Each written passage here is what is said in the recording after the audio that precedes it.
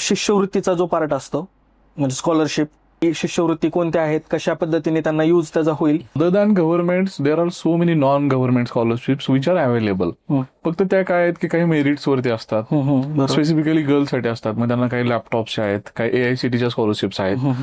पुण्यावाला एक ग्रुप आहे, कमिन्स नावाचा एक ग्रुप आहे. म्हणजे या कंपन्या आहेत वेगवेगळ्या, त्यांच्या CSR फंडिंग म्हणून ते पण स्कॉलरशिप देत असतात.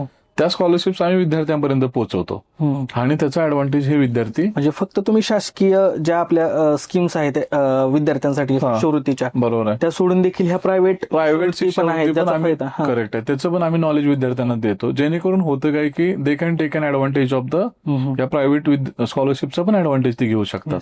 दुसरी गोष्ट, जेव्हा हॉस्टेलला विद्यार्थी राहतो, आपल्याकडे समाज कल्याणचं हॉस्टेल आहे, तिथं पण त्यांच्या मेरिट प्रमाणे त्यांना तिथं शिष्यवृत्ती मिळते, त्यांना हॉस्टेल मिळतं, जेणेकरून त्यांची जी काही राहण्याखाण्याची सोय आहे ती पूर्ण होत असते. तसंच ओपन मराठा विद्यार्थी आहेत, त्यांना पण पंजाबराव देशमुख ही स्कॉलरशिप अवेलेबल आहे.